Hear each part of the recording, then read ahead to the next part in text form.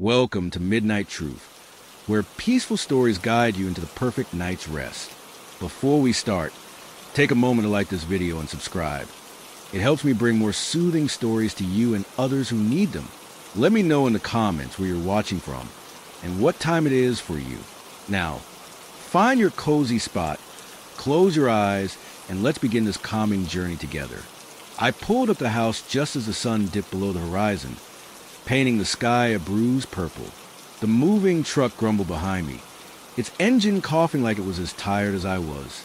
My new place loomed ahead, an old, two-story thing with peeling paint and windows that stared down like empty eyes.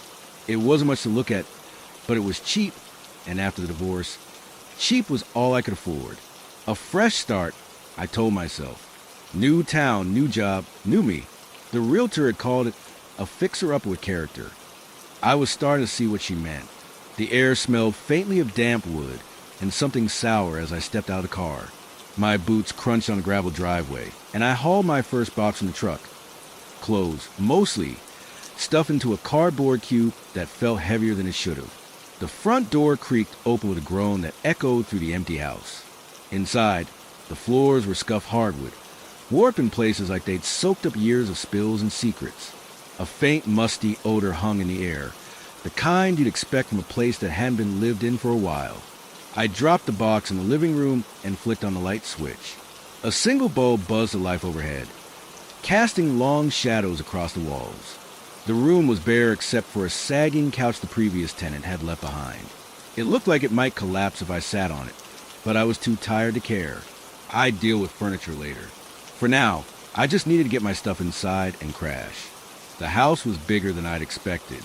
A narrow staircase led upstairs to 2 bedrooms and a bathroom with a clawfoot tub that looked older than my grandparents'. Downstairs, there was a living room, a kitchen with chip cabinets, and a small dining area that smelled faintly of mildew. The back door opened to a patchy yard bordered by a rickety fence. It wasn't a dream home, but it was mine. Or at least, it was mine for the next year, according to the lease. I spent the next couple of hours dragging boxes inside, the truck's headlights cutting through the growing dark. Every trip made the house groan. Floorboards creaking under my weight, pipes rattling in the walls like they were clearing their throats. It was the kind of noise you'd expect from an old place. So I didn't think much of it. Houses settle, right? That's what people say. By the time I finished, my arms ached and sweat plastered my shirt to my back. I locked the truck, figuring I'd return tomorrow, and headed inside to set up the basics. I unrolled a sleeping bag in the smaller bedroom upstairs. My mattress was still in a box somewhere and plugged to my phone charger. The outlet sparked a little when I jammed the plug in, but it worked. Good enough. I was halfway through a peanut butter sandwich, my first meal in the new place, when I heard a knock at the door. It was sharp, insistent, cutting through the quiet hum of the house. I froze mid-bite, crumbs sticking to my lips. Who'd be knocking this late? I didn't know anyone here yet. The clock on my phone said 9:47 p.m. Wiping my hands on my jeans, I shuffled to the front door and peeked through the dusty peephole. A woman stood on the porch, maybe in her 50s, with graying hair pulled back in a tight bun. She wore a faded cardigan and held a plate covered in foil. I hesitated, then opened the door a crack. "Hi there," she said, her voice warm but a little shaky, like she wasn't sure she should be here. "I'm Ellen, live next door." Saw the lights on and figured I'd say hello to the new neighbor. "Oh, hey, I'm Sam." I opened the door wider, trying to look friendly despite the exhaustion tugging at me. "Just moved in today." I figured as much. She held out the plate. "Brought you some cookies. Nothing fancy, just oatmeal raisin. Moving's hard work." "Thanks." I took the plate, the foil crinkling under my fingers. "That's really nice of you." She nodded, glancing past me into the house. Her eyes lingered on the dark hallway behind me, and for a second, her smile faltered. "You settling in okay?" "Yeah, so far. Place needs some work, but it's doable. She shifted her weight, her hands twisting together. "It's an old house. Been here longer than most of us. Has its quirks, I'm sure you'll notice." "Quirks?" I raised an eyebrow, half smiling. Like, what? Oh, creaks and groans. Funny smells sometimes. And, well, it's got a bit of history. She hesitated, then lowered her voice. Folks who lived here before, they didn't always stay long. One of them, young guy, maybe your age, ran out in the middle of the night a couple years back. Said he heard things. Footsteps, voices. Kept going on about a curse or something. Town thought he'd lost it. I laughed, though it came out more nervous than I meant it to. A curse? Seriously. Ellen shrugged, her expression unreadable. That's what he said. Probably just spooked himself silly. Old houses make noises, play tricks on you. She stepped back, pulling her cardigan tighter. Anyway, I won't keep you. Welcome to the neighborhood, Sam. Holler if you need anything. Thanks. I said again, holding up the cookies. Appreciate it. She gave a quick wave and shuffled off into the night. I closed the door, the deadbolt clicking into place, and stood there for a moment, listening to the silence settle back in. Footsteps and voices. A curse? It sounded like small-town gossip, the kind of story people tell to mess with newcomers. I shook my head and carried the cookies to the kitchen, peeling back the foil. They smelled good, warm and sweet. I ate one standing over the sink, crumbs falling into the chipped porcelain. The house was quiet now, save for the occasional creak as the wind pushed against the walls. I finished unpacking a few essentials: toothbrush, coffee maker, a change of clothes, and headed upstairs. The stairs groaned under my feet, each step louder than the last. By the time I reached the bedroom, I was ready to collapse. I brushed my teeth in the bathroom, the faucet spitting rusty water before it ran clear, and climbed into the sleeping bag. The floor was hard beneath me, but I was too tired to care. I switched off the lamp I'd plugged in, and the room plunged into darkness. For a while, I just lay there, staring at the ceiling, listening to my own breathing. Then I heard it, a faint thud, like something heavy shifting downstairs. I sat up, heart kicking against my ribs. The house was still, but the sound came again, sharper this time. Thud, like a footstep on the hardwood. I held my breath, waiting. Nothing. Just the wind, I told myself. Or the pipes. Old houses settle. I lay back down, pulling the sleeping bag tighter around me. The room felt colder now, the air prickling against my skin. I closed my eyes, willing sleep to come. But as I drifted off, I could have sworn I heard it again. Thud, thud. Slow and deliberate, moving to the house below. I woke up to sunlight streaming to the bedroom window, a thin gray haze that barely qualified as morning. My neck ached from sleeping on the floor, and the sleeping bag was twisted around my legs like I'd been wrestling it all night. For a moment, I just lay there, blinking at the cracked ceiling, trying to piece together where I was. Then it hit me, the new house, the move, Ellen's cookies. The thudding from last night. I sat up, rubbing my eyes. The memory of those sounds crept back in, heavy and deliberate, like someone pacing downstairs. But the house was silent now, save for a faint creak as the wind nudged the walls. I told myself it was nothing, just a place settling like I'd thought last night. Old houses make noises. Ellen had said so herself. Still, my skin prickled as I unzipped the sleeping bag and stood up. The floorboards groaned under my socks as I shuffled to the window. Outside, the yard looked even sadder in daylight. Patchy grass, a sagging fence, and a gnarled tree that leaned like it might topple over in the next storm. Next door, Ellen's house sat quiet, curtains drawn tight. I wondered if she was watching me, waiting to see if I'd run out screaming like that guy she'd mentioned. I shook my head. Ridiculous. Downstairs, I brewed coffee in the kitchen, the machine gurgling like it was choking on the grounds. The air smelled faintly of dampwood again, mixed with something sharper, like old pennies or rust. I chalked it up to the pipes and sipped my coffee black, leaning against the counter. The living room looked less creepy with daylight spilling in, though the sagging couch still seemed like a health hazard. I'd need to get a real chair soon, maybe a TV, anything to make this place feel like home. I spent the morning unpacking, dragging boxes around and filling the empty spaces. Clothes went into the creaky dresser upstairs. Kitchen stuff into the chipped cabinets. Every move echoed, thumps, scrapes, the occasional squeak from the floor. It was loud but normal. Nothing like last night. By noon, I'd worked up a sweat and decided to take a break. I grabbed another of Ellen's cookies and ate it on the back steps. It was creaking under me. The yard smelled like wet earth, and a chill hung in the air despite the sun. That's when I noticed the shed. It was tucked in the far corner of the yard, half hidden by the leaning tree. The realtor hadn't mentioned it, and I hadn't bothered to look yesterday. It was small and weathered, with a rusty padlock dangling from the door. Curiosity tugged at me, but I didn't have the key or the energy to deal with it yet. Probably just full of junk anyway. I finished the cookie and headed back inside. The rest of the day passed uneventfully. I returned the moving truck to the rental place in town, grabbed a burger from a greasy diner, and picked up some groceries.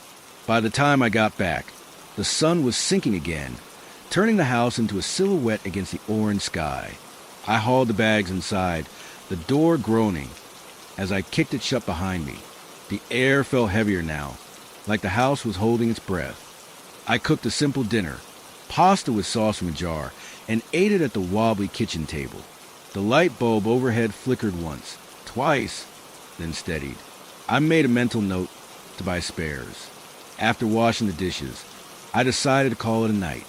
My first day at the new job was tomorrow, data entry at a small office downtown, and I didn't want to show up looking like a zombie. Upstairs, I brushed my teeth and changed into an old t-shirt and sweatpants. The bathroom mirror was speckled with age, distorting my reflection into something blurry and tired. I ignored it and headed to the bedroom, flipping on the lamp. The sleeping bag was still a tangled mess, but I smoothed it out and crawled in. The floor was just as hard as last night, but I figured I'd get used to it. I was scrolling through my phone, half asleep, when I heard it again. Thud! My fingers froze over the screen. The sound came from downstairs, sharp and heavy, like something dropping onto the floor. I sat up, heart thudding in my chest. Thud. There was again, slower this time, deliberate, like a footstep. I held my breath, straining to listen. The house was silent for a moment. Then, thud, thud. Two more, moving across the living room below. My mouth went dry. I told myself it was nothing. A pipe, a board shifting. But it didn't sound like that. It sounded like someone walking. I grabbed my phone, the screen glowing in the dark, and turned on the flashlight. The beam cut through the room, throwing shadows against the walls. I crept to the door, the floor creaking under me, and peeked into the hallway. Darkness stretched toward the stairs, thick and unbroken. Thud. Another step, louder now, right at the base of the staircase. Who's there? I called, my voice cracking. It sounded stupid even to me, like something from a bad movie. No answer, just silence, heavy and suffocating. I stepped into the hall, the flashlight shaking in my hand, and aimed it down the stairs. The beam caught the edge of the banister, the scuffed floor below, but nothing else. No one. Thud. My stomach lurched. The sound was closer now, halfway up the stairs. I backed away, my free hand fumbling for the bedroom door. I'm calling the cops. I shouted, though I didn't move to dial. My legs felt like jelly, rooted to the spot. The footsteps stopped.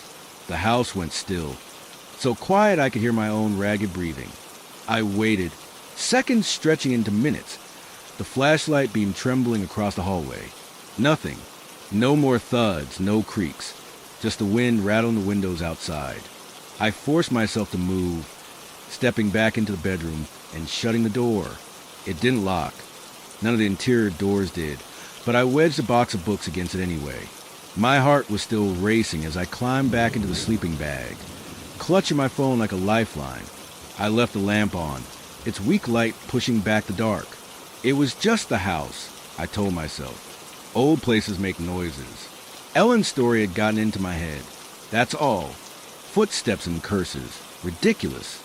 I repeated like a mantra until my eyelids grew heavy, the adrenaline finally draining away. But as I drifted off, I felt it, a sudden chill sharp and biting, like someone had opened a window in the dead of winter. I pulled the sleeping bag tighter, my breath fogging in the dim light, and then, faint but unmistakable, I heard it, a whisper, low and garbled, coming from somewhere beneath the floor. I woke up to my alarm blaring, a harsh buzz that yanked me out of a dream I couldn't quite remember. Something about shadows moving across the walls. My head throbbed, and my mouth tasted like stale coffee. The lamp was still on, casting a weak glow over the room, and the box of books I'd shoved against the door sat untouched. I rubbed my face, trying to shake off the fog of last night. Those thuds, that whisper, they felt distant now, like a half-forgotten nightmare. Probably just my imagination running wild after Ellen's ghost story. I stumbled to the bathroom, the floorboards creaking under me, and splashed cold water on my face. The mirror showed dark circles under my eyes, but I looked human enough to fake it through my first day. I got dressed, jeans, a button-up shirt I'd ironed last week, and headed downstairs. The living room was quiet, sunlight spilling through the windows, making last night's panic seem ridiculous. Old houses make noises. That's all it was. In the kitchen, I brewed more coffee, the machine gurgling as the smell filled the air. I toasted some bread, the edges burning a little in the ancient toaster I'd unpacked yesterday. The house felt normal, almost cozy, with the morning light softening its rough edges. I ate standing at the counter, scrolling through my phone, news, weather, a text from my ex about splitting the last of our stuff. I ignored that one. I grabbed my keys and headed out, locking the door behind me. The air was crisp, the yard still damp with dew. Ellen's house looked quiet, no sign of her. I climbed into my car, a beat-up sedan that rattled when it started, and drove into town. It wasn't far, just a few miles of winding roads past fields and weathered barns. The new job was at a small office building, a squat brick thing with a sign that read Carter and Sons Accounting. Nothing glamorous, but steady. After the divorce drained my savings, steady sounded perfect. Inside, the receptionist, a woman with a tight smile and too much perfume, showed me to a cubicle. My boss, a balding guy named Greg, gave me a quick rundown. Data entry, spreadsheets, the occasional phone call. Mind-numbing, but I could handle it. The morning passed in a blur of numbers and clicks, the hum of fluorescent lights overhead. I kept my head down, nodding at co-workers' hellos, trying to blend in. Lunch was a sandwich from the diner across the street, eaten alone at my desk. The bread was soggy, but I was too hungry to care. The afternoon dragged, more typing, more staring at a screen until my eyes burned. By 5, I was ready to bolt. Greg clapped me on the shoulder as I left, saying I'd done fine for a first day. I forced a smile and headed out. The drive home felt longer, the sky already bruising with dusk. I stopped at the grocery store for basics, milk, cereal, a frozen pizza, and pulled up the house just as the last light faded. The place looked bigger in the dark, its windows black and unblinking. I grabbed the bags and fumbled with my keys, the door groaning open like always. Inside, the air was cool, tinged with that faint, rusty smell. I flicked on the lights and dumped the groceries in the kitchen, kicking off my shoes. The floor creaked as I moved, a sound I was starting to tune out. I popped the pizza in the oven, an old gas thing that hissed when I lit it, and flopped onto the sagging couch. It held my weight, barely. I scrolled through my phone again, the quiet settling around me. The oven timer beeped, and I ate straight from the pan, the cheese burning my tongue. It wasn't gourmet, but it filled the hole. I washed the dishes, the pipes rattling as water sputtered out, then headed upstairs. The stairs groaned louder tonight, each step echoing in the stillness. I brushed my teeth, changed, and crawled into the sleeping bag, the lamp glowing beside me. I left it on again, stupid, maybe, but it made the room feel less empty. I was half asleep, the day's monotony pulling me under when it started. Thud. My eyes snapped open, heart kicking against my ribs. The sound came from downstairs, heavy and slow, like last night. Thud. Thud.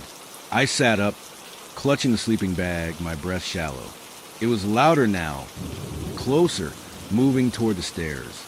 I grabbed my phone, flashlight on, and slid out of the bag. The floor was ice cold under my feet as I crept to the door. The box was still there, useless but comforting. I cracked the door open, aiming the light down the hall. Shadows stretched long and jagged, but the stairs were empty. Thud. My stomach dropped. It was on the steps now, climbing. Who's there? I called, my voice thin and shaky. No answer, just another thud. Higher up, I gripped the phone tighter, the beam trembling. I stopped. A what? I didn't have a gun, a bat, anything. Just a phone and a box of books. The footsteps paused, the silence pressing in. I waited, sweat beating on my neck, the cold sinking deeper into my bones. Then a whisper, low, garbled, like static from a busted radio. It came from below, under the floorboards, seeping up through the wood. I couldn't make out words, just a hiss of sound that made my skin crawl. I slammed the door shut, shoving the box back in place, and dove into the sleeping bag.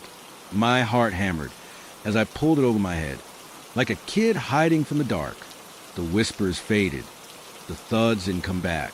Eventually, exhaustion won, dragging me under, but the cold stayed, sharp and clinging like something was watching me sleep. The alarm jolted me awake, a shrill beat that felt like a drill in my skull.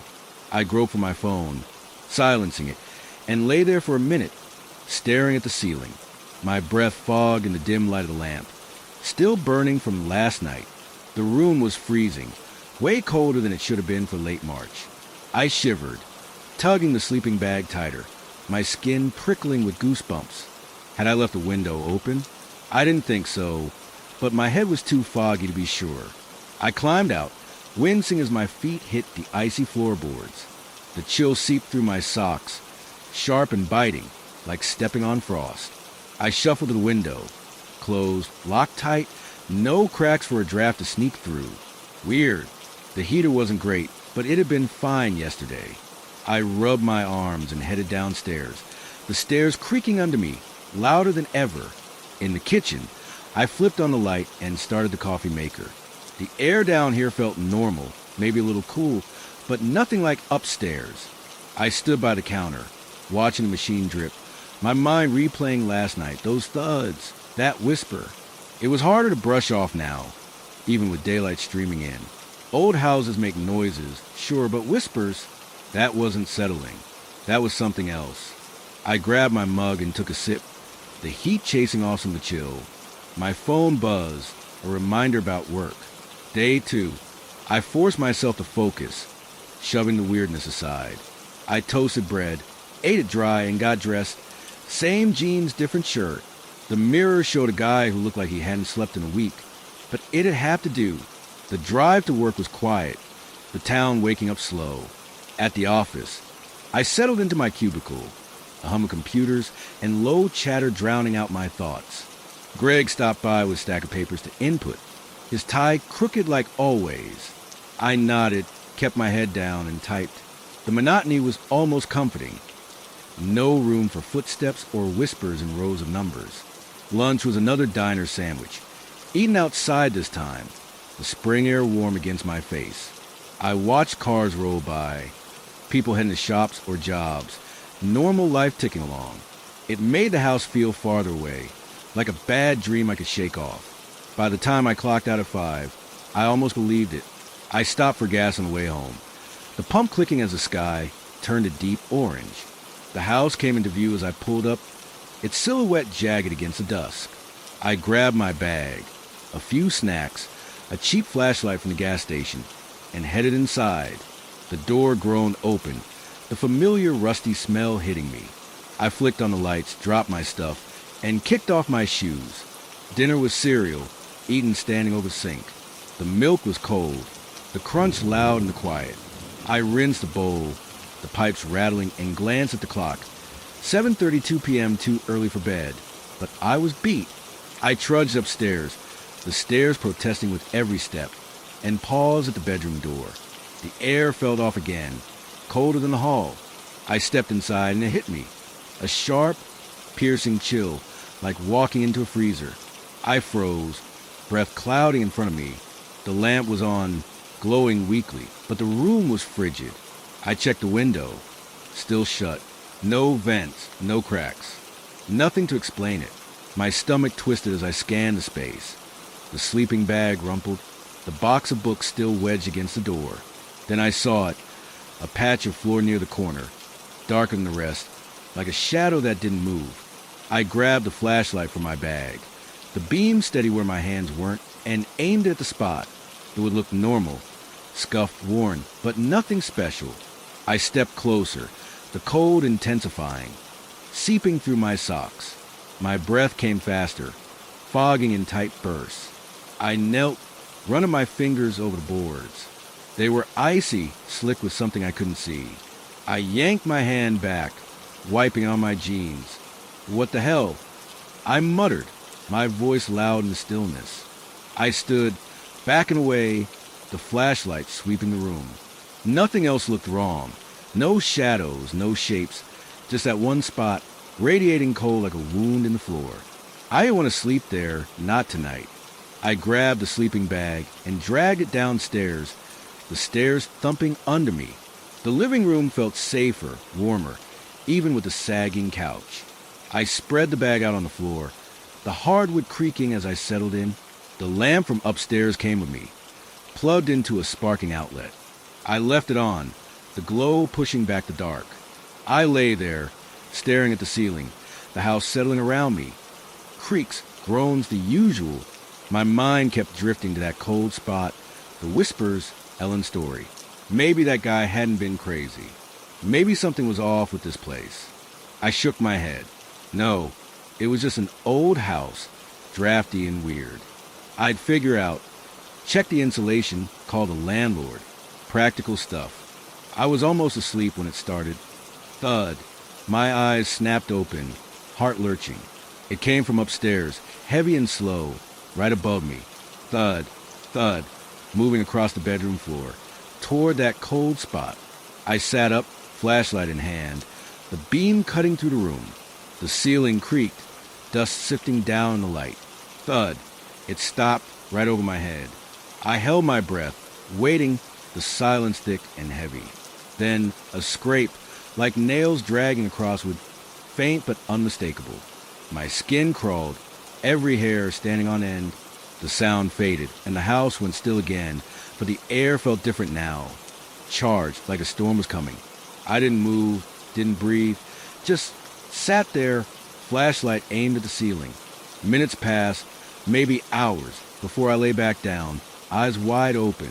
The cold from upstairs didn't follow me, but something else did, a feeling heavy and suffocating, like I wasn't alone. I barely slept. The night a blur of half-dozing and jerking awake at every creak. By the time my alarm buzzed, my eyes felt like sandpaper and my back ached from the living room floor. The lamp still glowed, its light weaker in the gray dawn seeping through the windows. I sat up, the sleeping bag tangled around me, and listened. The house was quiet. No thuds, no scrapes. Just a faint hum of the world waking up outside. I rubbed my face, trying to shake off the weight of last night. That cold spot, those sounds. It was too much to ignore now. I couldn't keep telling myself it was nothing. Old houses might creak, but they didn't whisper or drag nails across floors. I needed answers, or at least a way to convince myself I wasn't losing it. Coffee first. I shuffled to the kitchen, the floorboards groaning under me, and started the machine. The air smelled stale, that rusty tang lingering like always. I leaned against the counter, sipping black coffee, staring at the ceiling where those thuds had come from. Something was up there. Had to be. A leak, a rat, something real I could fix. I wasn't ready to buy into curses or ghosts. Not yet. I got dressed, jeans, a hoodie, and grabbed the flashlight from last night. It felt solid in my hand, a small anchor against the unease gnawing at me. Work could wait. I'd call in sick. I needed to figure this out before another night turned me into a paranoid wreck. I dialed Greg, my voice scratchy as I mumbled about a stomach bug.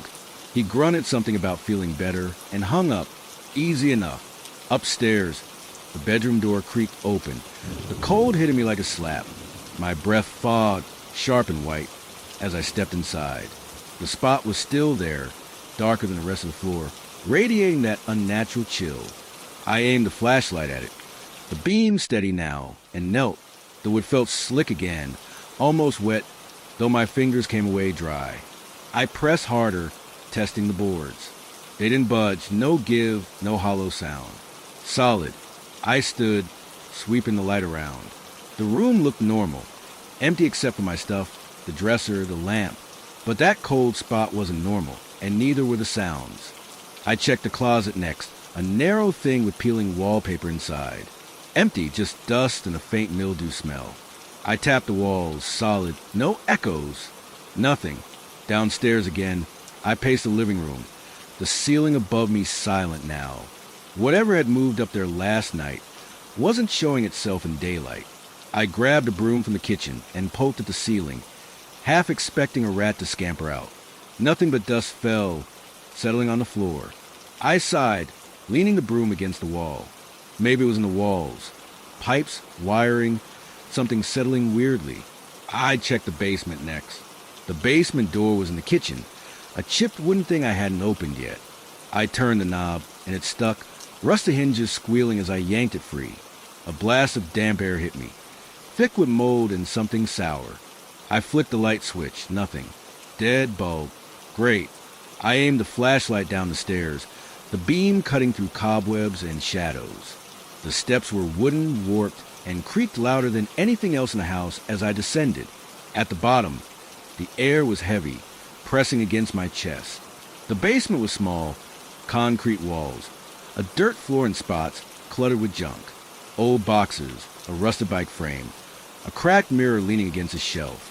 The flashlight danced over it all, shadows twisting in the corners. I stepped forward, the dirt crunching under my sneakers, and scanned the ceiling. Pipes ran overhead, coated in grime, but they looked intact, no leaks, no rattles.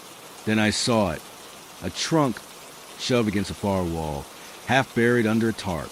It was old, wooden, with brass latches green with age. Curiosity tugged at me, overriding the unease. I dragged the tarp off, dust billowing around me, and coughed as I knelt by the trunk. No lock, just a latch that popped open with a dull click. Inside, papers, yellow brittle, stacked unevenly. I lifted one, the flashlight illuminating faded ink. It was a letter, dated October 12, 1897. The handwriting was tight, slanted, hard to read, but I caught fragments. Asterisk, the rituals continue. The voices grow louder. I cannot stop it now. Asterisk, my stomach twisted. Rituals? Voices? I grabbed another page. A sketch this time. Rough charcoal lines of figures standing in a circle, symbols scrawled around it. The figure had no face, just a blank oval. But the symbols looked wrong, jagged and sharp, like they'd hurt to touch. I flipped through more notes, diagrams, all rambling about openings and bindings. One page mentioned the house's first owner, a man named Elias Crow. Asterisk, Elias believes he can summon it. He's obsessed. The seller is alive now. Asterisk, my hand shook as I read, the flashlight beam jittering. This wasn't junk. This was something else. A noise snapped me out of it. A thud, heavy and deliberate, from upstairs. I froze, the papers slipping from my fingers. Thud, thud, coming from the kitchen, right above me. My heart slammed against my ribs as I stood, flashlight aimed at the stairs. The air felt thicker now, colder, pressing in. Thud, closer at the basement door. I backed up, bumping into the trunk, papers crunching under my feet. The light caught the mirror across the room, and for a second, I saw something, movement, a shadow that wasn't mine. I swung the beam back, but it was just me, pale and wide-eyed in the cracked glass. Thud. The door creaked, hinges groaning like it was opening. I bolted for the stairs, taking them two at a time, the flashlight bouncing wildly. The kitchen was empty when I burst in, the door still shut, but the air was icy, my breath fogging fast. I slammed the basement door behind me, leaning against it, chest heaving. The thud stopped, but the cold didn't. It lingered, seeping through the wood into my back. I didn't go back down there. Not then. I grabbed the papers I'd dropped, stuffed them into my hoodie, and retreated to the living room. The lamp glowed weakly as I sat on the couch. The pages spread out on my lap. Elias Crow. Rituals. Voices. It sounded crazy, but it fit Ellen's story, the noises, the cold. I didn't want to believe it, but I couldn't unsee those words. The house creaked around me, louder now, like it knew I'd found something I shouldn't have. I sat on the sagging couch, the papers from the trunk scattered across my lap, their brittle edges curling in the dim lamplight. My coffee had gone cold hours ago, but I didn't care. The words on those pages, Elias Crow, rituals, voices, kept me pinned there, heart thudding every time the house creaked. It was past noon now, sunlight filtering through the dusty windows, but the room felt dark, heavy, like the air itself was watching me.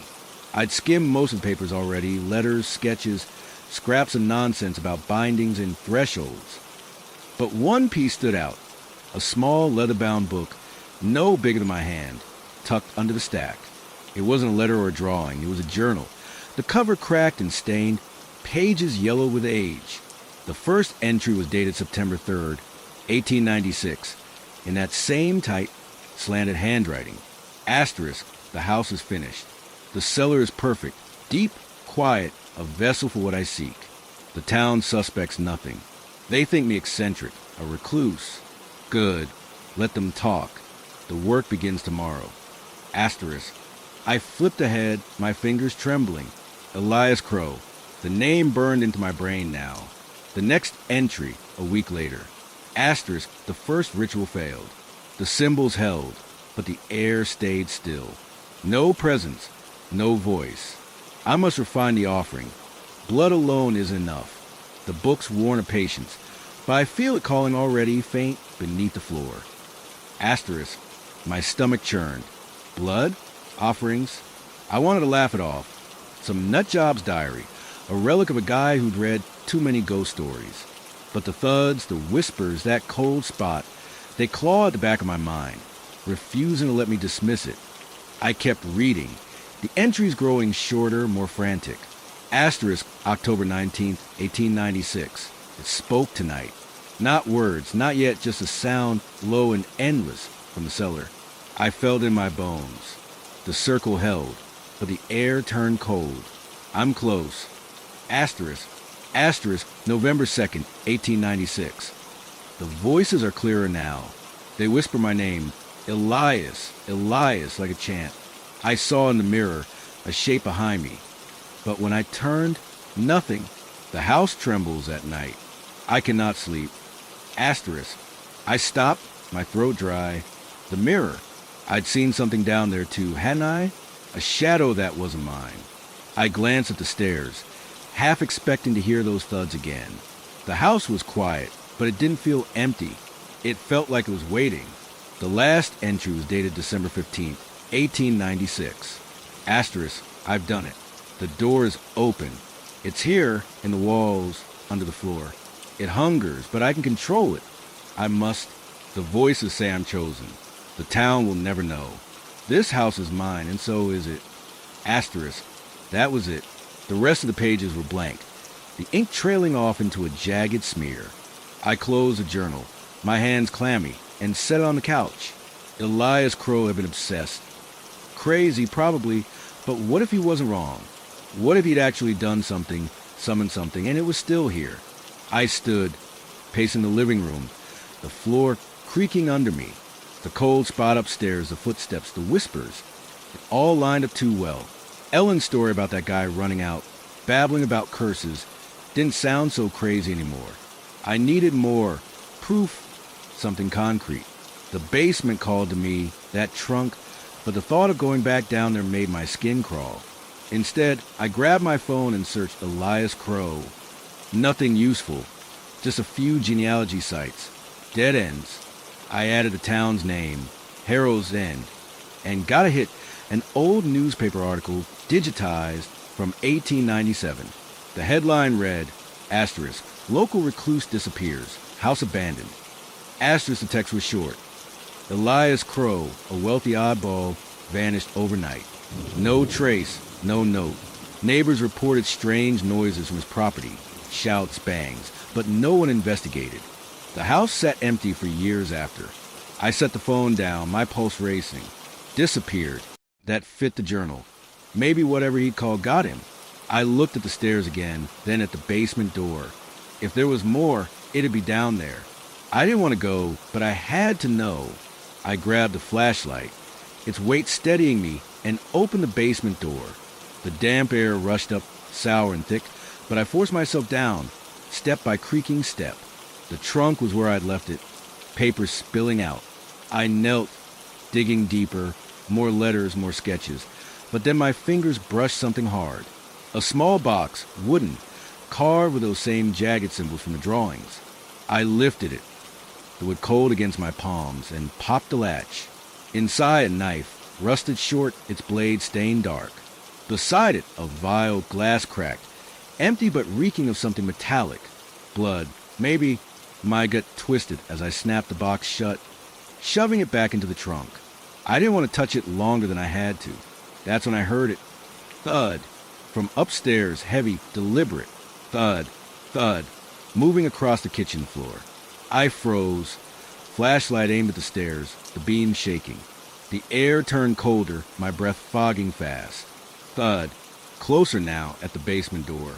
Then a voice, low and garbled, whispered my name. Asterisk, Sam, Sam, asterisk. I bolted, tripping over the stairs, the flashlight clattering as I scrambled up. The kitchen was empty when I burst in, but the cold followed, sharp and clinging. I slammed the door shut, leaning against it, chest heaving. The whispers stopped, but the thuds didn't. They kept going, slow and steady, circling the house outside now, like something pacing the walls. I sank to the floor, the journal clutched in my hands, the knife box's weight heavy in my mind. Elias hadn't just disappeared. He let something in, and it knew my name. I didn't move from the kitchen floor for a long time. The journal pressed against my chest, my back jammed against the basement door. The thuds had stopped, fading into the evening hush, but the cold lingered, seeping through the wood into my spine. My breath still fogged, quick and shallow, as I stared at the ceiling. The house was quiet now. Too quiet, like it was holding its breath, waiting for me to let my guard down. My phone sat on the counter, screen dark. I could call someone, Ellen, the landlord, the cops, but what would I say? Asterisk, hey, I think my house is haunted because some dead guy did rituals in the basement. Asterisk, they'd laugh, or worse, lock me up for sounding unhinged. No, I was on my own with this. Whatever Elias Crow had started, it was my problem now. I stood, legs shaky, and grabbed the flashlight. The beam cut through the dim kitchen, catching dust motes floating in the air. The clock said 8:14 p.m., hours since I found the journal, though it felt like days. I hadn't eaten, hadn't slept right in nights, but hunger and exhaustion were distant noises under the roar of my pulse. That voice, asterisk, Sam, Sam, asterisk, it echoed in my head, low and wet, like it had crawled up from somewhere deep. I needed a plan. I couldn't keep jumping at shadows, waiting for it to get worse. The journal, the knife, those symbols, they were clues. If Elias had opened something, maybe I could close it. I flipped through the pages again, the lamplight flickering as I read. Most of it was ranting, obsessive scribbles about the presents and the offering. But one line stuck out, from an entry in November 1896. Asterisk, the circle must be sealed with salt and ash, or it will never sleep. I forgot the ash last night, and it walked. Asterisk, salt and ash. I had salt in the pantry, table salt, nothing fancy, but ash? I'd need a fire. The fireplace in the living room was boarded up, but the shed out back might have something. Wood, old junk. It was a long shot, but it was something to do, something to fight back with. I grabbed the salt canister and stuffed it in my hoodie pocket, the journal under my arm. The back door creaked as I opened it, the night air cool and damp against my face. The yard was dark, the leaning tree a black smear against the sky. I aimed the flashlight at the shed, its rusty padlock glinting. No key, but the wood looked rotted. Maybe I could pry it open. Halfway across the yard, I heard it thud from inside the house, heavy, deliberate, coming from the kitchen. I spun, the beam swinging back to the open door. Thud, thud, moving toward me now, slow and steady. My mouth went dry as I backed up, the grass crunching under my sneakers. The light caught the doorway, empty, but the air shimmered like heat rising off pavement. Then the whisper, asterisk, Sam, asterisk, soft, from the shadows just beyond the door. I stumbled, nearly dropping the flashlight, and bolted for the shed. The padlock rattled as I yanked at it. It was splintering under my weight. It gave with a crack, the door swinging open, and I ducked inside. The air smelled of mold and gasoline, the beam revealing shells of junk, cans, tools, a rusted lawnmower. In the corner, a pile of firewood, gray with age, half covered in ash. I grabbed a handful, the dry flakes crumbling in my fingers, and shoved it into my pocket with the salt. Thud, louder now, outside the shed. I swung the light toward the door, nothing, just the yard, the trees swaying in the wind. But the sound kept coming, circling, thuds blending into a rhythm that made my head pound. Asterisk, Sam, asterisk, the whisper was everywhere now, in the air under my feet, vibrating through the walls. I ran back to the house, the flashlight bouncing, my breath ragged. The kitchen was empty when I burst in, but the cold hit hard, sharper than ever, fogging around me in thick clouds. I slammed the door shut, hands trembling as I dumped the salt and ash on the counter. The journal fell open to that page, asterisk, circle, sealed, sleep, asterisk, and I grabbed a broom, sweeping a rough ring around me on the floor. Salt first, a shaky line, then ash, smearing it with my sleeve. It looked pathetic, like a kid's drawing, but I didn't care. The thud stopped. The whispers faded. I stood in the circle, flashlight clutched tight, waiting. Minutes passed, the house creaking softly, the cold easing back. Had it worked? I stepped out, testing the air, still cool but bearable. Maybe I'd bought myself time.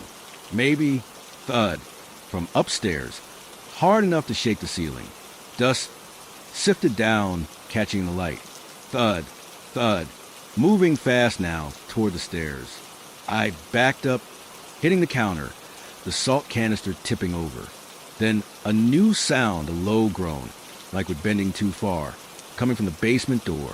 It creaked open an inch, then stopped, the gap black and endless. I didn't think, just ran, grabbing the journal and flashlight, bolting for the living room.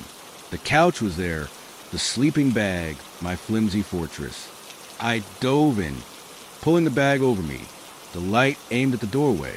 The thuds followed, slow again, descending the stairs. Thud, thud, thud, each one heavier, closer.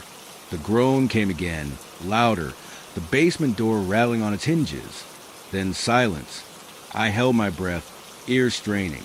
Nothing for a long minute. Then a weight, sudden and crushing on my chest. Not the bag, not my hands, something else pressing down, cold and solid. I gasped, the air forced out, the flashlight slipping as I clawed at the sleeping bag. It was there, on me, icy, invisible, pinning me to the floor. Sam, the whisper was right in my ear, wet and guttural, a smell like rot washing over me. I thrashed, kicking free, the bag tearing as I rolled off the couch. The weight lifted, the cold snapping back. I scrambled up, flashlight swinging wildly. The room was empty, the doorway dark, but the air hummed, thick with something I couldn't see. The thud started again, upstairs, downstairs, outside, all at once, the cacophony shaking the walls. I didn't sleep that night. I sat, back to the wall, flashlight on, the journal open beside me, listening as the house came alive around me. Dawn crept in slow, a gray smear through the living room windows, but it didn't bring relief. I sat slumped against the wall, the flashlight dimming in my hand, its batteries fading after hours of clutching it like a lifeline. The journal lay open beside me, pages fluttering in a draft I couldn't feel. My eyes burned, my body ached, but sleep wasn't an option. Not after last night. not with that weight on my chest, that whisper in my ear. The house wasn't just creaking anymore. It was alive, and it wanted me to know it. The thuds had stopped sometime before sunrise, replaced by a low hum, like static from an old TV, buzzing through the walls. It wasn't loud, but it was constant, drilling into my skull. I rubbed my temples. The salt and ash still smeared on my sleeves, a gritty reminder of my failed circle. Elias's words echoed in my head. Asterisk. It will never sleep, asterisk. And I wonder if he felt this too, this suffocating dread, before he vanished. I stood, joints popping, and shuffled to the kitchen. The air was thick, the rusty smell stronger now, like blood pooling somewhere I couldn't see. My breath fogged faintly, even down here, and the basement door sat ajar, that black gap staring at me. I yanked it shut, the hinges squealing, and wedged a chair under the knob. It wouldn't hold anything big, but it made me feel marginally less helpless. Coffee was pointless. I was too wired, too afraid. But I needed something normal. I filled a glass with water, the faucet spitting rust before it cleared, and drank it fast, the cold stinging my throat. The hum grew louder, vibrating through the counter into my palms. I set the glass down hard, water sloshing, and grabbed the journal. There had to be more. Something Elias missed. Something I could use. I flipped to the middle, scanning entries I'd skimmed before.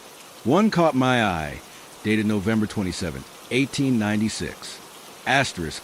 It moves at night, unbound. The salt holds it briefly, but the ash must be fresh. Burned from the offerings remains. I used the oak in the yard, but it wasn't enough. It knows me now. I see it in the shadows, tall and eyeless, waiting. Asterisk. Fresh ash. The firewood in the shed was old, crumbling. Maybe that's why the circle failed. I glanced out the window at the leaning tree, its gnarled branches clawing the sky. Oak? I didn't know trees, but it was my best shot. Burn it, get fresh ash, try again. My hand shook as I grabbed a lighter from my bag, a cheap thing from the gas station, and stuffed it with the salt canister into my pocket. The back door groaned open, the yard gray and still. The shed loomed ahead, its door hanging crooked from last night. I grabbed an armful of firewood, dry, splintered logs, and hauled it to the tree. The hum followed me, louder outside, buzzing in my teeth. I dropped the wood in a pile, my breath fogging fast, and snapped branches from the tree, their bark rough and damp. It had burned, I hoped. I built a small fire, hands trembling as I flicked the lighter. The flame caught slow, smoke curling up, sharp with sap. The wood crackled, embers glowing, and I crouched by it, warming my hands as the ash piled up. The hum shifted, deepening into a growl, and the air turned cold, biting, sudden, like a winter gust. I scooped the fresh ash into an empty can, the heat searing my fingers, and mixed it with salt. Another circle, stronger this time. Back inside. I swept the old mess away and made a new ring in the living room, thicker, more deliberate. The hum stopped as I finished, the silence heavy, expectant. I stepped inside, journal in hand, and waited. Minutes passed, 5, 10. The house creaking softly, the cold easing back. It was working. Relief hit me, shaky and thin, but real. Then a thud. Upstairs, loud, shaking the ceiling. Dust rained down, dusting the circle. Thud, thud. Fast now, racing across the bedroom floor. I gripped the flashlight, its beam weak but steady, aimed at the stairs. The growl came back, low and wet, from the basement. The chair rattled, the door behind it trembling. Thud, closer, on the stairs now, descending. I backed up, hitting the couch, the circle tight around me. The air shimmered, shadows twisting at the edge of the light. Tall, eyeless, like Elias wrote. It moved into the doorway. Not solid, but there, a smear of darkness bending the air. Sam. The whisper was everywhere, rattling the windows, my bones. The floorboards groaned, bending under an unseen weight as it stepped closer. The circle held. Just the shadows stopped at the edge, tendrils of black curling against the salt and ash, hissing like steam. My chest tightened, breath shallow, As it loomed there, faceless, silent now but pressing, testing. The hum surged, a scream in my ears, and the cold sank deep, my fingers numb around the flashlight. Then a new sound, sharp and splintering, with cracking loud from upstairs. The shadow flinched, its edges fraying, and the hum stuttered. Another crack, like a beam snapping, and it retreated, melting back into the stairwell. The thuds followed, climbing fast, fading into the bedroom above. The growl lingered, fainter from the basement, then died. I didn't move, rooted in the circle, the flashlight flickering. The house settled, creaking softly, but the air stayed cold, the shadows longer than they should have been. Something had broken up there, something big, and it had scared it off. For now, I grabbed the journal, flipping to the last entry again. The door is open and hungers. Elias hadn't closed it. He'd fed it, controlled it, until it took him. I needed to find that door, whatever it was, and shut it. The basement, the cold spot, the tree. Something tied it all together. I couldn't stay here, not like this, but I couldn't leave either. Not yet. The flashlight died, plunging me into gray half-light. The circle was all I had left. I stayed in the circle until the sun climbed higher, its pale light spilling across the living room floor. The salt and ash ring was scuffed but intact, a fragile barrier between me and whatever had stalked the house last night.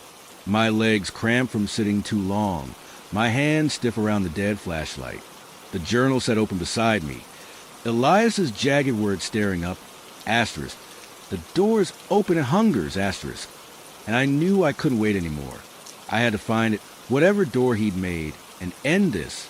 The house was quiet now, the hum gone, the thud silent. But it didn't feel safe, just dormant, like a predator resting between hunts. I stood, joints popping, and shook out the stiffness. The air was still cool, that rusty smell thicker, clinging to my throat. I grabbed the journal, the lighter, and the salt canister, my pitiful arsenal, and headed upstairs. Whatever had cracked last night was up there, and it had spooked that thing. Maybe it was a clue. The stairs groaned louder than ever, each step a protest, like the house didn't want me climbing. At the top, the hallway stretched dark and narrow, the bedroom door ajar. The cold hit me as I stepped inside, sharp and familiar, fog in my breath in tight bursts. The spot on the floor was there, darker, slicker, radiating that icy chill. But something was different. The dresser, old and creaky, had shifted. It leaned against the wall at an angle, one leg splintered, with shards scattered beneath it. I knelt, running my fingers over the floor where it had stood. The boards were scratched, deep gouges like claw marks, fresh and raw. My stomach twisted. That crack I'd heard, something had moved it, something strong. I pushed the dresser aside, its weight scraping the wood, and froze. Behind it, carved into the wall, was a symbol, one of those jagged, sharp things from Elias's sketches. It wasn't paint or ink. It was etched deep and uneven, like it had been clawed in.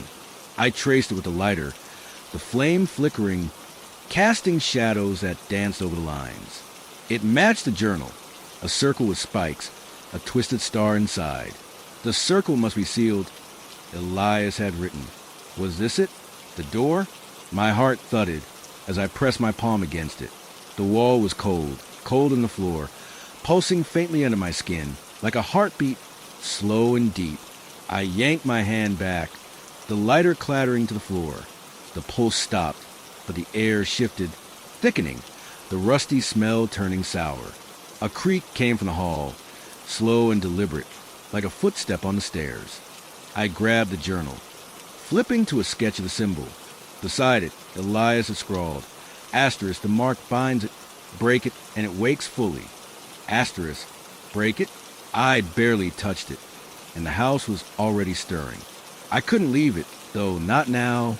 I grabbed the salt, pouring a thin line around the symbol, then lit a match from my pocket, the flame hissing as I held it to the wall.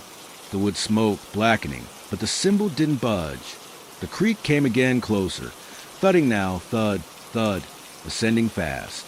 I dropped the match, stomping it out, and backed away.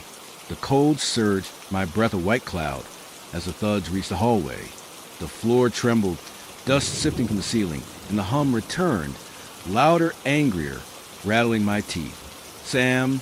The whisper was sharp, cutting through the noise, right behind me. I spun, the lighter's flame flaring. Nothing there, just shadows twisting, stretching toward me. The symbol pulsed again, stronger, the wall groaning like it might split. I bolted, stumbling down the stairs, the thuds chasing me, thud, thud, thud, shaking the house. The living room was a blur as I dove for the circle, the salt and ash crunching under my knees. The thud stopped at the edge, the hum roaring, and that shadow loomed again, tall, eyeless, its edges fraying like smoke. It pressed against the circle, tendrils coiling, hissing as they hit the barrier. I clutched the journal, panting, the lighter still lit in my hand. The shadow didn't retreat this time. It stayed, leaning in, the air bending around it. Then, a new sound, a wet gurgle from the basement. The door rattled, the chair sliding an inch, then another. The growl rose, low and hungry, and the shadow flinched, its form rippling. It pulled back, melting into the stairwell, but the gurgle didn't stop. It grew, bubbling up through the floor. I scrambled to the kitchen, shoving the chair tighter, but the door bucked with splintering. The gurgle turned to a voice, not a whisper, a shout, asterisk Sam, asterisk, raw and jagged, shaking the walls. I fell back, the lighter skittering across the floor, and the door burst open, hinges snapping. Darkness poured out, not shadow but something thicker, liquid-like, pooling on the floor. It wasn't a shadow from upstairs. This was different, heavier, reeking of rot and metal. It spread, slow and deliberate, tendrils snaking toward me. I grabbed the salt, dumping it in a frantic line, and it hissed, recoiling, steam rising where it touched. The shout came again, asterisk Sam, asterisk, from the pool, louder, splitting my head. I stumbled back, hitting the counter, the journal falling open to that last entry. Asterisk, it hungers. I can control it. Asterisk, control it? Elias had lied, or failed. This wasn't one thing, it was two. Upstairs and down. Fighting, feeding, waking because I'd messed with that symbol. The pool surged, the salt line crumbling, and I ran, slamming the kitchen door behind me. The living room circle was my only shot. I dove in, the air icy, the hum and growl colliding in a deafening roar. The shadow returned, hovering at the stairs, eyeless and still, while the pool seeped under the kitchen door, black and glistening.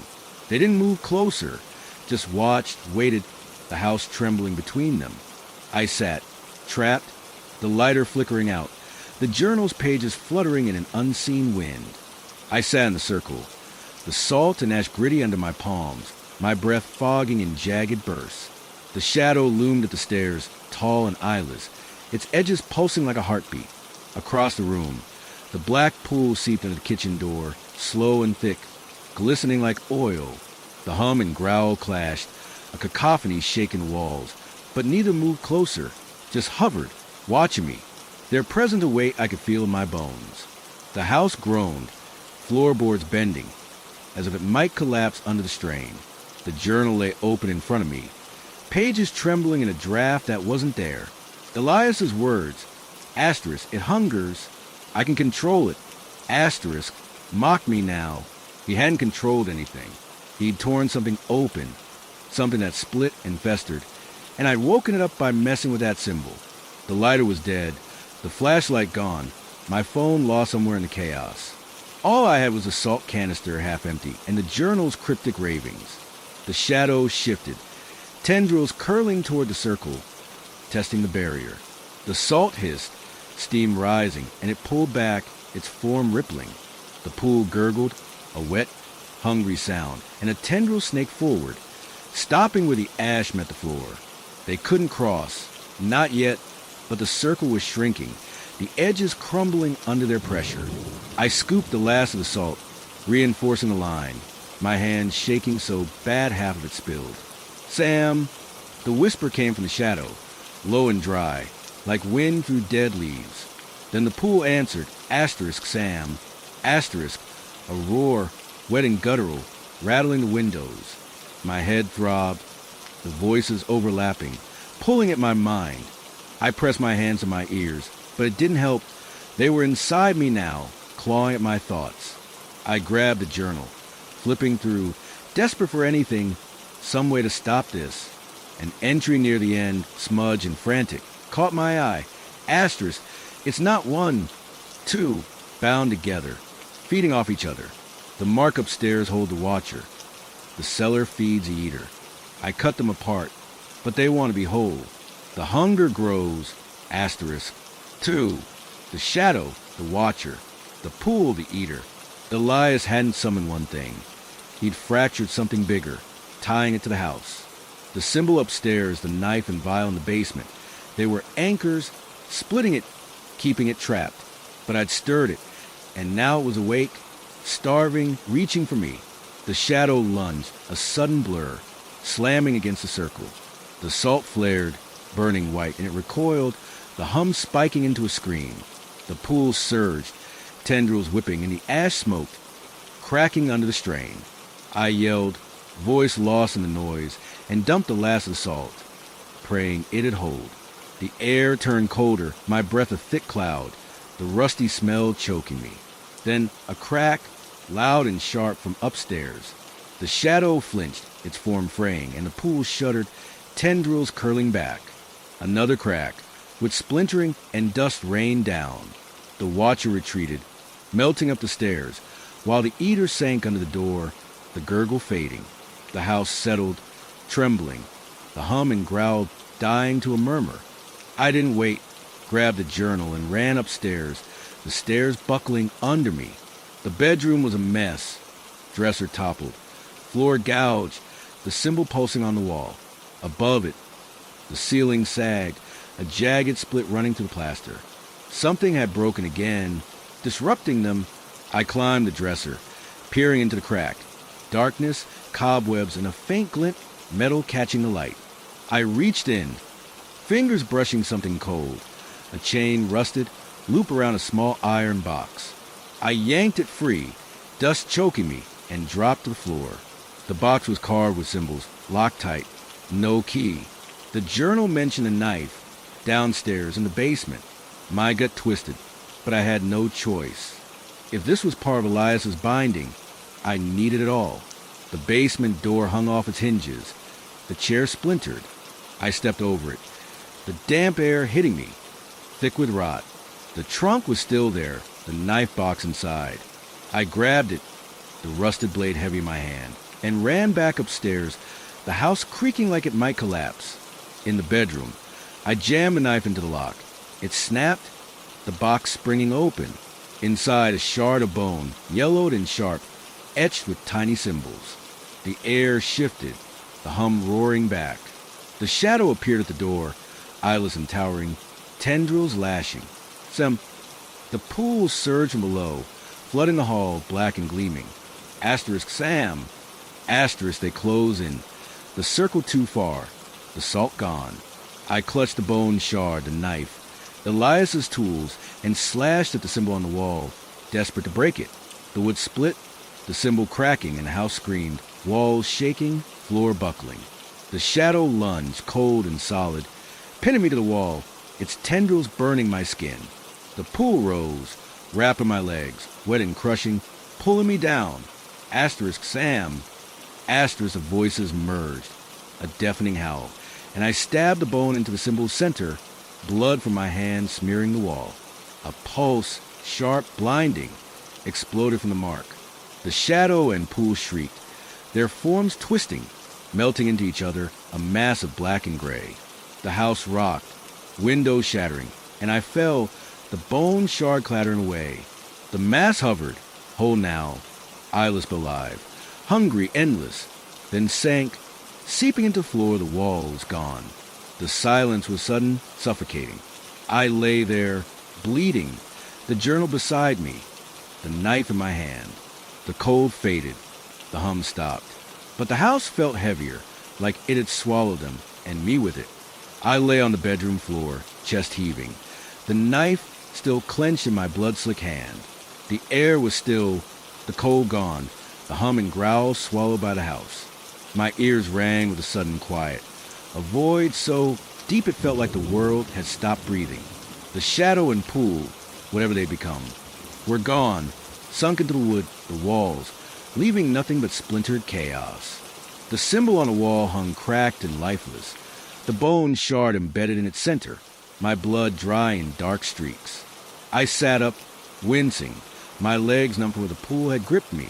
The dresser lay toppled, the ceiling split wide, dust settling the gray light filtering through the shattered windows. The journal was a few feet away, page displayed, Elias's madness staring up at me. I crawled to it, my hand shaking as I pulled it close. The last entry, asterisk, it hungers, I can control it, asterisk, felt like a lie now.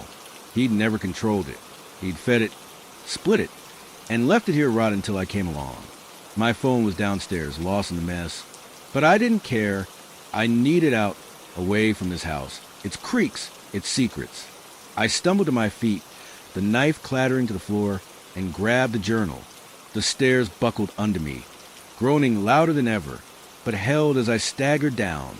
The living room was a wreck, circle scuffed, couch tipped, glass crunching under my sneakers. The kitchen door hung open, the basement beyond it a black maw, silent now. I grabbed my keys from the counter, my bag, anything I could carry, and bolted the front door. It swung open with a shriek, the morning air hitting me, cool, clean, free of that rusty stink. The yard stretched ahead, the leaning trees still, the shed a dark smudge in the corner. I half ran to my car, fumbling the keys, my breath foggy in the chill. The engine sputtered, then caught, and I peeled out, gravel spitting behind me. I didn't look back, not yet. The town blurred past, fields and barns fading into the rear view. I stopped at the gas station, hands trembling as I dialed Ellen. Her voice crackled through, warm but wary. "Sam, you okay?" "No," I said, my throat raw. "I'm leaving. The house. It's not right. You were right about that guy. The footsteps, all of it." A pause. "What happened?" "I can't explain. Just don't go near it. Please." I hung up before she could press, my head pounding.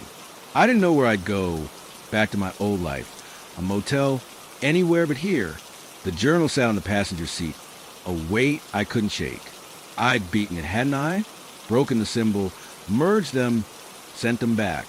But the silence in that house, it didn't feel like victory. It felt like a trap. I drove for hours, the sun climbing, until exhaustion forced me to a roadside diner. I ordered coffee, black and bitter, and sat in a booth, the journal open in front of me. People chattered around me, truckers, families, normal life buzzing, but I couldn't shake the feeling of being watched. My hand throbbed, the cut from the bone shard crusted over, a dull ache pulsing under skin. I flipped through Elias's entries again, looking for something I'd missed. A loose page slipped out, tucked in the back, faint, almost illegible, dated December 16th, 1896, a day after his last entry. Asterisk, it's whole again. I thought I could bind it, but it tricked me. The hunger doesn't stop. It waits, in the house, for the next. I hear it now in my blood, calling me back. I won't leave. I can't. Asterisk, my stomach dropped. Whole again, waiting. I thought I'd close it, but what if I'd fed it? Given it what it wanted? My blood on the symbol, my fear, my fight. Had I sealed it or woken it fully? I pushed the coffee away. The diner's hum fading as a new sound crept in, a faint thud, soft but deliberate, from somewhere outside. I stood, peering through the window. The parking lot was empty, my car alone under the flickering neon sign. Thud. Again, closer under the table now. My breath caught, fog in the glass as I backed away. The waitress glanced over, frowning, but I didn't care. I grabbed the journal and ran, the bell jangling as I burst outside. The car started fast this time, tires squealing as I peeled out. The thud followed. Thud, thud, rhythmic, in the chassis, the seats, the dashboard. "Sam," a whisper, dry and low from the vents. I swerved, heart slamming, and slammed the brakes, the car skidding to a stop on the empty road. The journal fell open, that loose page glaring up. Asterisk, it waits in the house for the next asterisk. Not just the house. Me. I carried it, my blood, my fear, a tether. The thudding stopped, the whisper fading. But the air turned cold, my breath fogging tight. I looked in the rear view. Nothing, just road and sky. But I felt it, heavy, waiting, sunk into me now. I drove again faster, no plan, just motion. The house was behind me. But the hunger wasn't. It was here in my skin, my bones, whispering my name. I didn't stop driving until the gas needle kissed empty. The car shuddering to a halt on a stretch of highway flanked by endless fields. The sun hung low, a dull orange smear bleeding into horizon, casting long shadows that clawed across the road. My hands gripped the wheel, knuckles white, the cut on my palm throbbing under a crust of dry blood. The journal sat on the passenger seat, its leather cover cracked and accusing. Elias's words burned into my mind. Asterisk, it waits in the house for the next asterisk. The silence was worse than the thuds. No hum, no whispers, just a faint tick of the cooling engine and my own ragged breathing. I thought leaving would break it, put miles between me and that creaking hellhole, but the cold clung, a faint chill seeping into my skin, my bones. I glanced in the rear-view mirror, half expecting that eyeless shadow or the glistening pool. Nothing, just my face, pale and hollow, eyes red-rimmed from no sleep. I stepped out, the air sharp with dusk, and grabbed the journal. My bag was still in the trunk, clothes, a toothbrush, pointless now. I walked a few steps, gravel crunching under my sneakers, and stopped. The field stretched forever, corn stalks swaying in a breeze I couldn't feel. Thud. My heart lurched. It came from behind me, soft, from the car. I spun, the journal slipping in my sweaty grip. Nothing there, just a sedan, its doors shut, windows dark. Sam. The whisper drifted from the fields, low and dry, carried on the wind. I backed up, hitting the car, my breath fogging tight. The cold sharpened, my fingers numb as I fumbled the journal open. That loose page, asterisk, it waits. I hear it now in my blood, asterisk. Stared up, the ink smudged like it had been written in a panic. Elias hadn't escaped either. He'd stayed, or it had kept him. Thud, louder from the trunk. I froze, the keys jangling in my pocket. I didn't want to look, but my hand moved anyway, popping the latch. The trunk creaked open, revealing my bag, a spare tire, nothing else. But the thud came again, under the car now, slow and deliberate. Sam, wetter this time, gurgling from the exhaust pipe, a faint black smear dripping onto the gravel. I slammed the trunk, staggering back. The fields rustled, stalks bending, shadows twisting into shapes, tall, eyeless, then gone.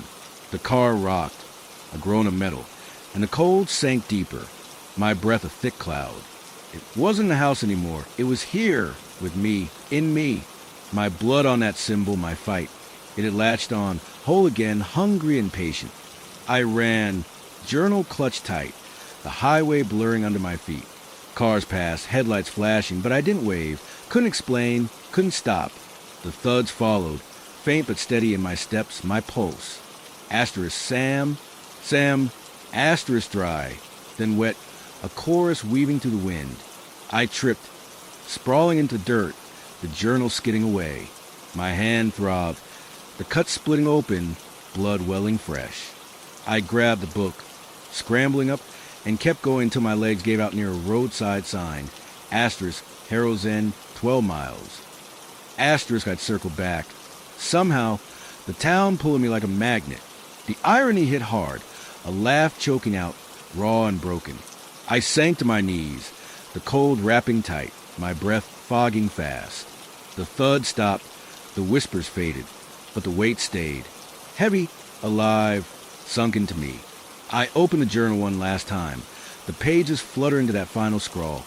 Asterisk, I can't leave. I won't. Asterisk, my blood smeared the edge, a dark stain blending with Elias's ink. I tore the page free, crumpling it, and threw it into the wind. It spiraled up, then vanished, swallowed by the dusk. The rest of the journal hit the dirt, abandoned as I stood.